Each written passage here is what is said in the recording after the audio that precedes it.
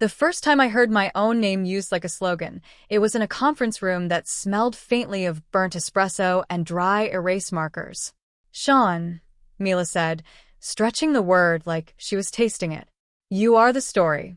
I laughed because that felt safer than sitting still. I'm a software engineer. My story is Jira tickets. Connie's laptop chimed with some calendar reminder. She didn't look up yet, just kept typing. Mila leaned forward, elbows on the table, the way CEOs do when they want to seem like they're letting you in on a secret.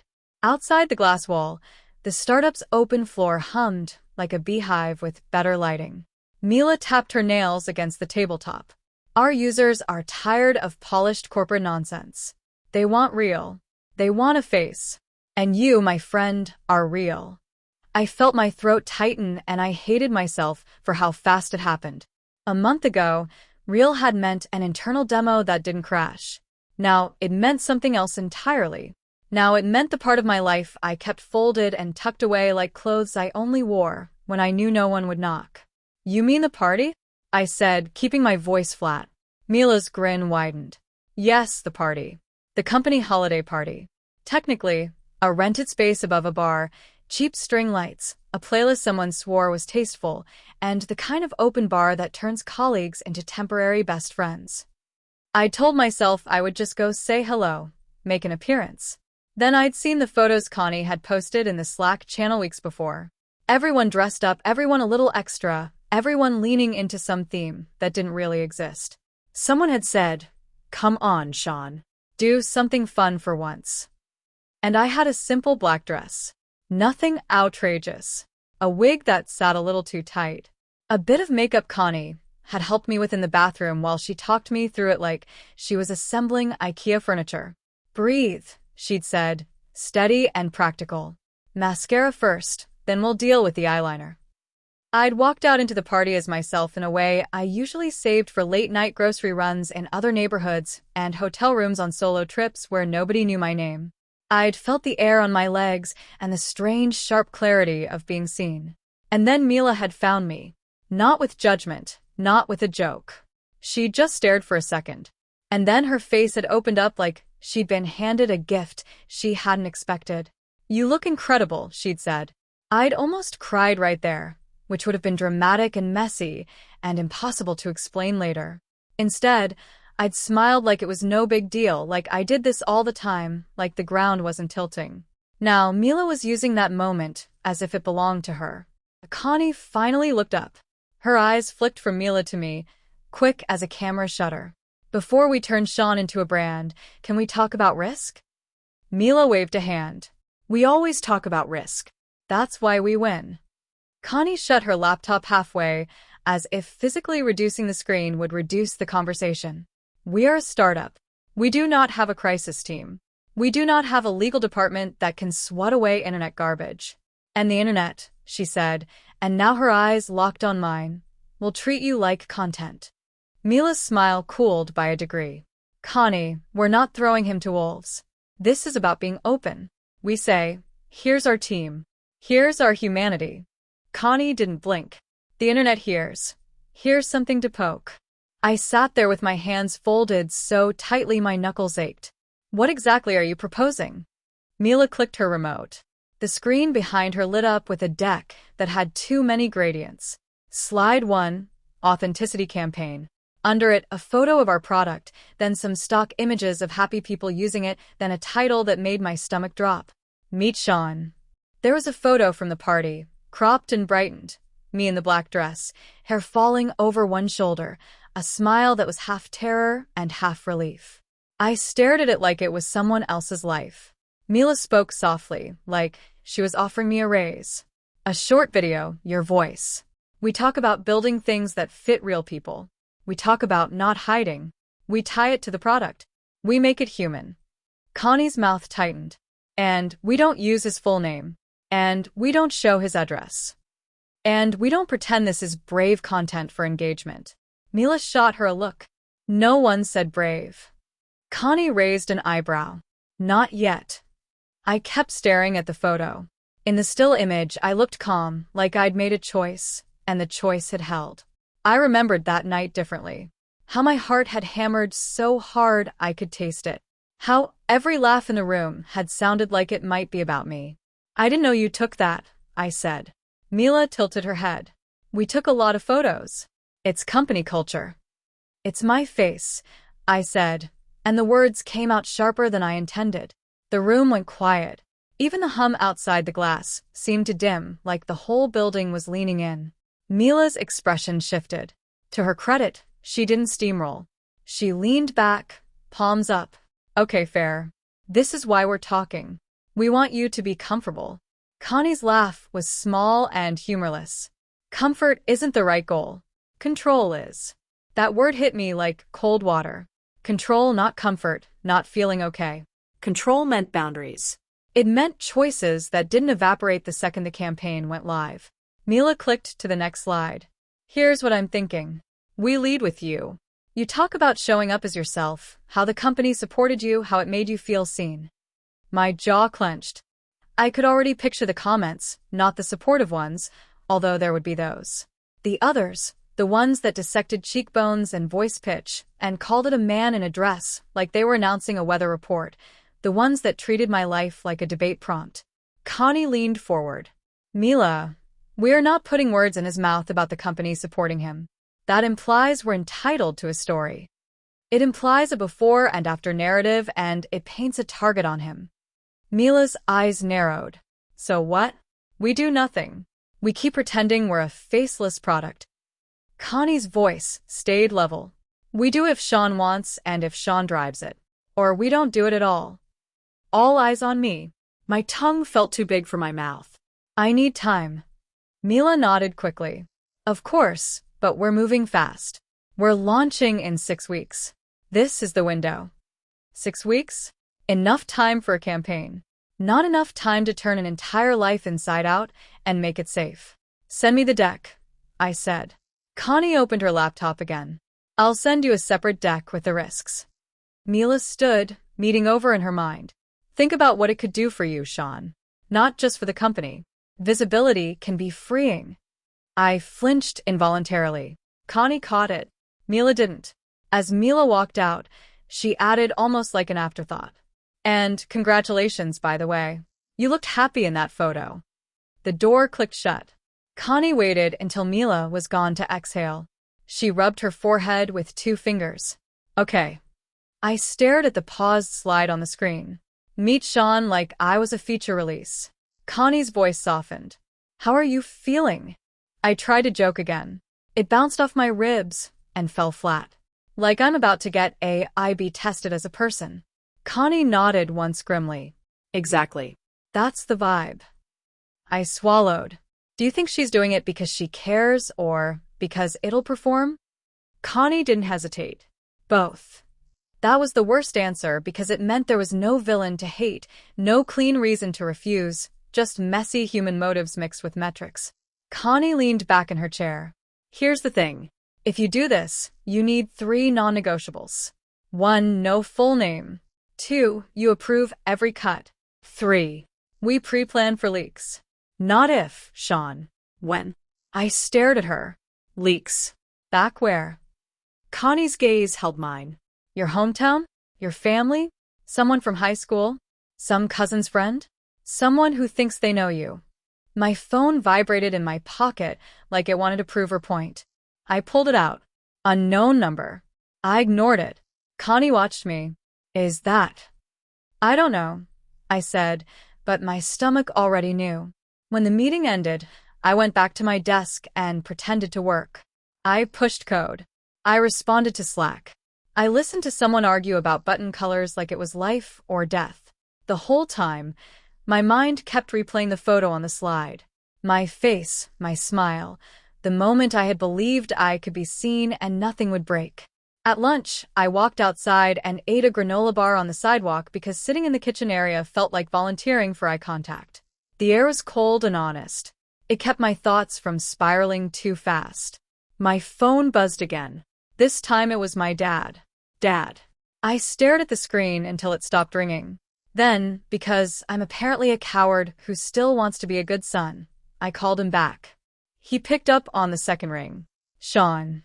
His voice had a strain in it that made me grip the phone harder. Hey, everything okay? A pause, a breath. Where are you? At work. Another pause. You got a minute? I swallowed. Yeah. I heard the sound of his hand rubbing his face the way he did when he was trying to stay calm. Your Aunt Linda called me. My heart dropped into my shoes. Why? She said she saw something online, he said. Or a friend of hers did. Something about your company. A video. Some pictures. My mouth went dry so fast it was like my body was trying to erase itself. Dad, it's not online. Not yet. Not yet, he repeated. And that alone told me how much he already understood. His voice sharpened. So, it's coming. I didn't answer fast enough. He filled the silence with something I didn't expect. Hurt, not anger. Is this why people have been making comments? Is this why your cousin sent me that stupid message last month asking if you were changing? My chest tightened. I didn't know he did that. I didn't tell you, my dad said, because I didn't want to start a fight. I blinked hard. The street blurred for a second. What message? Never mind, he said quickly, and his voice shifted into the older version of him that tried to protect me by hiding things. The point is people talk. Small towns talk. And now I'm hearing it from Linda, like I'm the last one to know my own kid. I could have lied. I could have said it's a misunderstanding, like a politician caught on tape. I could have tried to stuff the truth back into the closet and sit on the door. Instead, I heard Connie's word in my head. Control. Dad, I said carefully. What exactly did Linda say? She saw. He hesitated. She said, your company posted photos from a party, and you were… He cleared his throat like the next word had thorns. Dressed like a woman. I flinched even though there was no cruelty in the way he said it. Just a clumsy label in a world that didn't give him better ones. I was dressed, I said. Yes. Silence long enough that I could hear the distant whoosh of cars passing behind me. Then my dad said quieter. Is that you? The question wasn't about clothing. It was about whether I'd been someone he didn't recognize, about whether the son he'd raised had kept a whole room in his heart locked. It's me, I said. It's still me. Another pause. Then how long? My throat tightened. A long time. He let out a slow breath. Why didn't you tell me? Because you like things simple.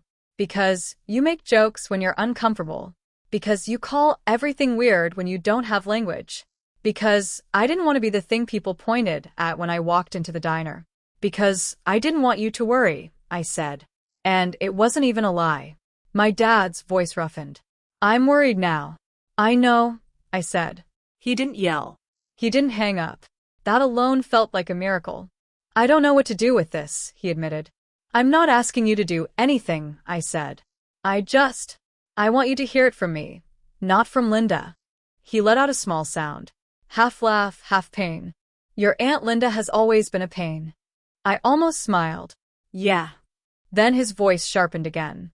But if your company is putting you out there, Sean, that's dangerous. People can be cruel. Connie's warning echoed. The internet will treat you like content. I haven't agreed to anything, I said. They want me to be the face of some campaign. Why? My dad demanded. Why you? Because I wore a dress at a party and my CEO saw a marketing opportunity in my nerves. Because they think it'll go viral. I said, and it sounded ugly out loud. My dad was silent for a moment. Then he said slower.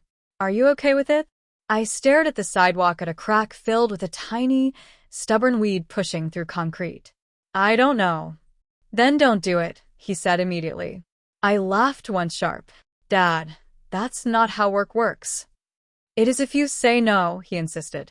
If I say no, I said, I might lose my job, or I might lose my standing, or it might get weird. It's already weird, he snapped, then softened. Sorry. I mean, this is already hard. Don't make it harder. My eyes burned. I blinked, forcing the emotion back down where it belonged. I won't. He cleared his throat. When are you coming home next? Home? The word tasted complicated. I don't know, I said. Okay, he said, and it sounded like he was trying to be brave in a way he'd never practiced. Well, call me. Don't let me hear things secondhand. I will, I promised. After we hung up, I sat there longer than made sense, staring at my phone like it might start speaking again on its own. The cold air bit at my hands. The city moved around me, indifferent. Back upstairs, Connie was waiting by my desk, leaning against the wall, like she'd been there the whole time. You look like you just got hit by a truck. I swallowed. My dad called. Connie's face tightened. Already? It hasn't even launched, I said, and my voice cracked with disbelief. And it's already in the air. Connie didn't say, I told you so. She just nodded like she'd been counting down to this moment. What did he say? She asked. That he's worried, I said. That people are talking. Connie's jaw clenched. Okay, so we act accordingly. We. She looked at me like I was being slow on purpose. If you decide to do this, I'm in your corner, but you need to go into it like it's a product launch with a threat model because it is. I rubbed my face. I don't want to be a case study. Then don't let them make you one, Connie said. That afternoon, Mila booked another meeting. Quick sync, the invite said, which in startup language means someone has decided the conversation is already over and they just need you to sign your name on it. I walked into Mila's office with Connie because Connie had insisted, and because I didn't trust myself to stay steady alone. Mila stood when we entered, bright and energized. There he is. I hated "there he is" in this context more than I could explain. Sean, she said, leaning on her desk. I've been thinking about this nonstop. It's perfect timing. We can shoot next week. Connie sat without invitation. We haven't agreed. Mila's smile flickered. Of course, but I can tell he's leaning in. I sat down slowly. I'm leaning toward not being turned into a marketing asset. Mila blinked, surprised by the bluntness. That's not what this is. It is, Connie said calmly. Mila's eyes flashed. Connie, I appreciate your protectiveness, but we're building a brand. People want stories. We're not doing anything exploitative. I took a breath. Mila, I need to be very clear. If this happens, I control the narrative. Mila's posture straightened. Meaning, I said, choosing each word like it was a wire I couldn't afford to cut wrong. You don't get to frame my life as proof of the company's values. You don't get to sell a before and after version of me. You don't get my full name. You don't get to use the party photo like it was company property. Mila's lips parted, as if she wanted to argue. Connie's gaze didn't waver. I continued. If I do this, it's because I decide to, not because you think I'm compelling. I approve every script, every edit, every headline. I get final cut. Mila exhaled. Final cut is intense. So is being recognized by strangers in my hometown, I said. Mila's face softened slightly. Has that happened? My dad called today, I said. That landed. Mila's confidence dimmed in a way that looked almost like shame, though I wasn't sure she had time for that kind of emotion. I didn't realize it would travel that fast. Connie's voice was quiet, but sharp. That's because you're thinking like a marketer, not like a person. Mila looked between us. For a moment, she seemed genuinely unsure. Then she nodded once. Okay, control. She opened her laptop, clicking quickly. We can do pseudonym, just Sean. Or, even no last name. We can blur the company badge in the footage. We can avoid the party photo altogether. I watched her scramble, adjusting like an algorithm, learning new constraints. It was almost comforting, the practicality of it almost. And Connie added, we plan for comments. We set moderation. We have a response policy. We don't let Sean wake up to 1,000 strangers saying his life is a trend. Mila nodded again. Agreed. Connie, you'll own the moderation plan. Connie's brows rose. I'm not the crisis team. You are now, Mila said, then glanced at me. Only if you go forward. Sean, I'm sorry. I got excited. I saw you that night, and you looked alive. I flinched again.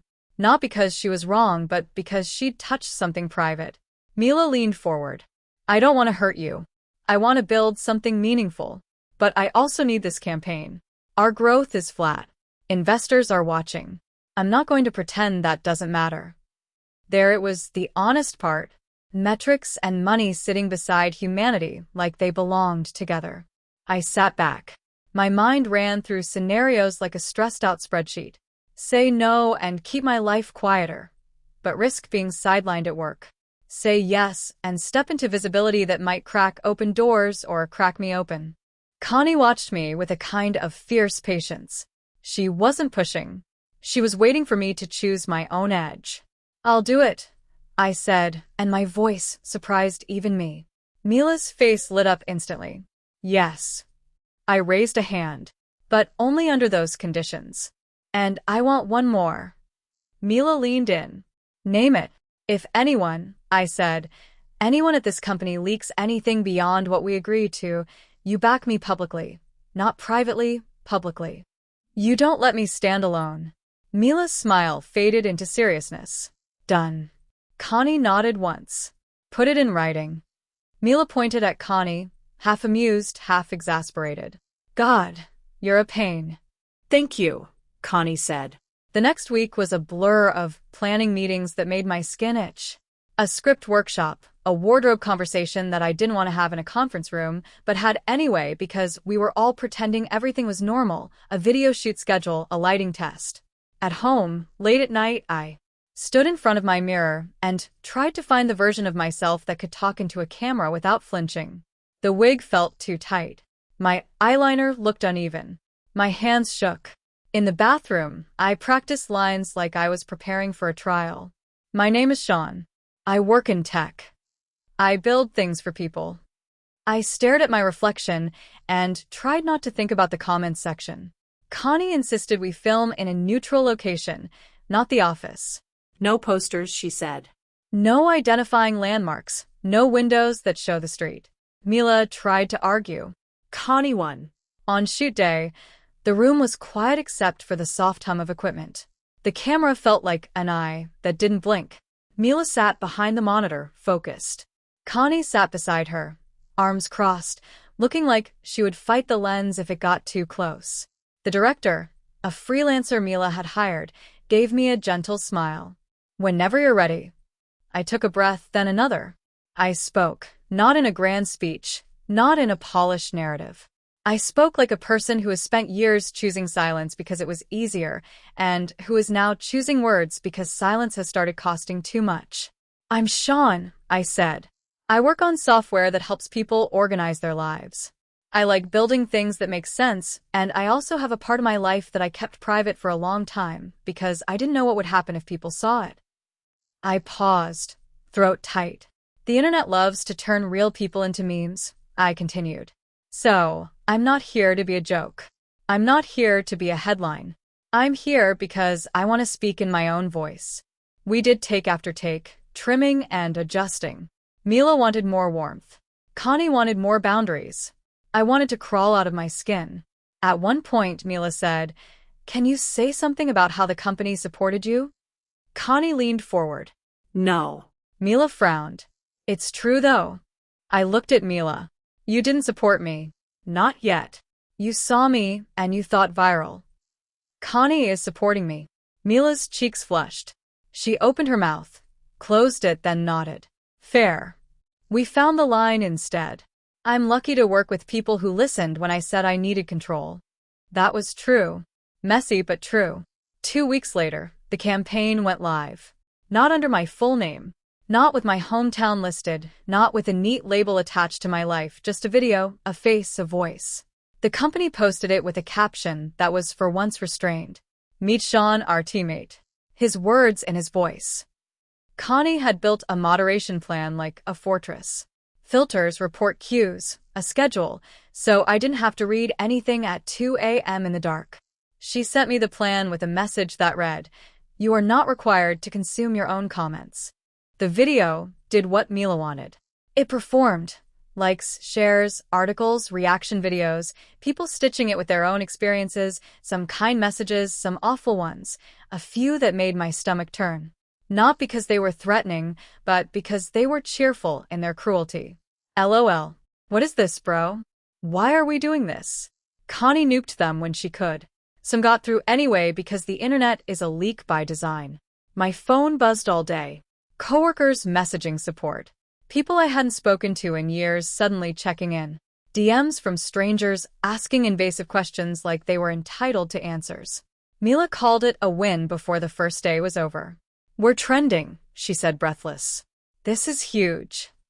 I sat on my couch staring at the wall, feeling both proud and hollow. "It's huge," I echoed, and my voice didn't match her energy. "Sean," Mila said, softer now. "You did something amazing." I closed my eyes. "I did something risky." "Yes," she admitted. "And you did it well." After the call, Connie texted me, "Remember to eat." I realized I hadn't. That night, I didn't read the comments. I watched a dumb cooking show instead. I let the host's voice fill my apartment with something ordinary. Then my phone rang. I stared at it for a long moment, then answered. "Hey," I said. His voice came through tight. I saw it. My throat went dry again. "Okay." He exhaled hard. "Linda sent it like she was doing me a favor." "I'm sorry," I said automatically. "Don't," he snapped, then immediately softened. "Don't apologize. I'm trying to catch up." I sat up straighter. "What did you think?" Silence. Then, "You looked confident." I almost laughed because it was so far from how I'd felt, but I understood what he meant. The camera had captured a steadier version of me than the one pacing my living room. "I wasn't," I admitted. He cleared his throat. "People are talking." "I know." "You know what they're saying?" he asked, and there was a tremor in his voice. Anger now aimed outward. "They're saying stupid things. They're making it into gossip like it's their business." "It isn't," I said. Another pause. Then he said very quietly, "Why didn't you tell me before it got to this?" I swallowed. This was the moment where I could retreat into the old script, keep it vague, keep it safe, keep him at arm's length where it didn't hurt as much. But I'd already stepped onto a public stage. It felt ridiculous to keep my own father outside the door. "I didn't tell you because I didn't want you to look at me differently," I said. His breath hitched. "Do you think I'm looking at you differently?" "I don't know," I admitted. That's the scary part. He was quiet for so long I thought the call had dropped. Then he said, slow, careful, like he was walking across ice. "I'm not going to pretend I understand it. I don't. I grew up with one idea of what men do and don't do, and you know that." "I know," I said. "But," he continued, and his voice roughened, "you're my kid, and seeing strangers talk about you like you're some kind of spectacle, it makes me want to drive into the city and start swinging." A sharp laugh burst out of me, half relief, half disbelief. "Dad, I'm serious," he said. "I'm mad. Not at you, at them." My eyes stung. I blinked hard. "Okay." He took a breath. "So, what do you need from me?" The question floored me. I'd braced for a lecture, for distance, for a father's disappointment shaped like silence. Instead, he was asking, clumsy but present. "I need you to hear me," I said.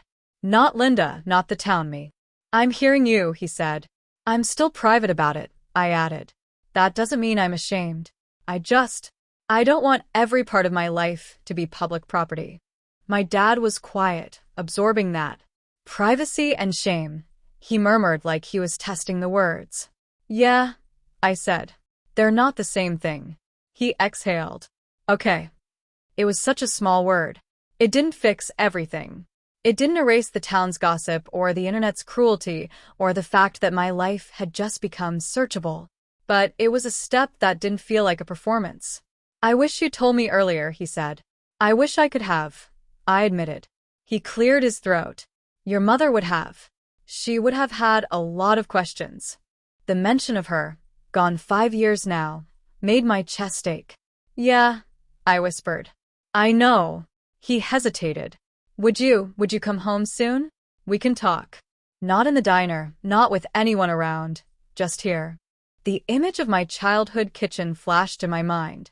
The old table, the chair with the wobble, my dad's hands wrapped around a coffee mug like it was an anchor. "I can," I said. "Soon." "Okay," he said again, and this time it sounded steadier. "And Sean." "Yeah." "I'm sorry you felt like you had to hide from me." My throat tightened so hard I couldn't speak for a second. When I finally did, My voice was small. Thanks. After we hung up, I sat in the quiet of my apartment and let myself feel the weight of the day. The campaign was out. The world had seen something I'd spent years keeping controlled. The leaks had happened anyway because of course they had, but I hadn't folded back into hiding. The next morning I went to work. I walked past the open floor and the bright screens and the relentless optimism. People smiled at me like I was a symbol. That made my skin crawl, but it also meant I could see them trying in their awkward way. Mila caught me near the kitchen. Sean. She looked thrilled, like she'd personally invented the concept of momentum. We got 3 inbound partnership requests. Investors are emailing me like crazy. This is everything. I held up a hand. Before we talk numbers, I need to check something. Mila blinked. Okay. I need you to send a message to the company, I said. Not about me being inspiring, not about values. A simple reminder. No doxing, no sharing personal details, no joking, no behind-the-scenes photos, no treating my life like office entertainment. Mila's smile faded into something more serious. Of course. And I added, I want to clear that if anyone breaks that, there are consequences. Mila nodded. Yes. Connie appeared beside me like she'd been summoned by the word consequences. I already drafted something, she said, and then to Mila. You're welcome. Mila sighed. Send it. Connie shot me a look that said, we keep building walls where we need them. Later, in a one-on-one, Mila tried again to frame the campaign as a triumph. I know this is intense, she said, but you have no idea how many people you're helping. I looked at her. Mila, I'm not a public service announcement. She paused, then nodded slowly. Right. Sorry. For the first time since this started, I saw her recalibrate, not as a CEO, but as a person who had reached too far and gotten her hand slapped by reality. I'm glad it worked, I said, choosing honesty over politeness. I'm glad the company benefits, but I need you to understand something. Mila leaned forward. Okay. The internet is going to keep doing what it does, I said. My hometown is going to keep being my hometown. I can't control all of that. What I can control is how I respond. And I'm not going to confuse being private with being embarrassed. Mila's eyes softened. That's a good line. Don't put it in the next deck, I said. She laughed a little sheepish. Fair. That weekend, I drove to my dad's house with my hands sweating on the steering wheel the whole way. I didn't bring a speech. I didn't bring a plan. I brought myself, which was somehow the hardest thing. He opened the door before I even knocked, like he'd been watching out the window. You made it, he said. Yeah, I said. He stepped aside to let me in. The house smelled like coffee and old wood, familiar in a way that made my chest ache. We sat at the kitchen table. The wobbly chair was still wobbly. My dad stared at his mug for a long time before looking up. So, he said, and he sounded like a man about to assemble furniture without instructions. Talk to me. I took a breath. I don't know how to make this simple. He gave a tight smile. We've never been good at simple. I almost laughed. True. I looked at him, really looked, and saw the fear under his gruffness. Fear of saying the wrong thing. Fear of losing me. Fear of what the town would do with this. I dress femme sometimes, I said plainly. It's not a prank. It's not a phase. It's not me trying to embarrass you. It's something I've done quietly for a long time because it makes me feel more like myself. He flinched at the phrase, not because it was wrong, but because it was new. And you're okay. I'm okay, I said. I'm stressed, but I'm okay. He nodded slowly. People in town, they'll be idiots. I know, I said. He swallowed. I don't want you hurt. I don't either, I said. That's why I didn't tell you, but hiding from you didn't protect me. It just made me alone. His jaw worked. He stared at his mug again. I hate that. I hate it too, I said. He looked up, eyes glassy in a way that made my throat tighten. I don't understand all of it, he said again. But I understand this part. You don't want to be treated like a rumor. No, I said. I don't. He nodded. Then you won't be. Not in this house. The words landed like a heavy blanket on cold shoulders. Not flashy, not perfect, but solid. I let out a breath I didn't realize I'd been holding. Thanks. He cleared his throat, uncomfortable with emotion, and stood abruptly. You hungry? I laughed because it was the most dad move possible. Yeah. He opened the fridge with unnecessary force. I got leftovers. We ate in the kitchen, talking around the subject at first, then back to it, then away again. He asked some awkward questions. He made one joke that landed badly, then apologized without being prompted, which was new. I told him about the campaign conditions, about Connie's warnings, about the way I'd insisted on control, because otherwise I'd feel like a product. At one point, my dad said, I always thought privacy meant you were ashamed. I shook my head. No, privacy means I get to choose who knows what. Shame is when I think I deserve to be hidden. He stared at that for a while, chewing slowly. Then he nodded like he was filing it away. I can do that, he said. I can respect that. When I left, he stood on the porch and watched me walk to my car. He didn't say anything dramatic. He just raised a hand in a stiff wave. On the drive back to the city, my phone buzzed with a message from Connie. How'd it go? I typed back at a red light. Hard but good. Then another message came in. This one for Mila. Numbers are insane, but also I'm glad you drew boundaries. Thank you for not letting us mess this up more. I stared at it for a second. Then I replied, keep the boundaries. The campaign would keep spreading. People would keep talking. My hometown would keep doing what it does. There would be moments when I'd want to vanish again, because vanishing is a skill I'd practiced my whole life. But now, when the urge rose, I had something else to hold on to. The fact that I'd told my dad directly with my own mouth in my own words. The fact that I'd insisted on control, even when control was inconvenient. The fact that privacy was something I could choose, not something I had to be forced into. And for the first time in a long time, the future felt less like paperwork and rumors and other people's narratives.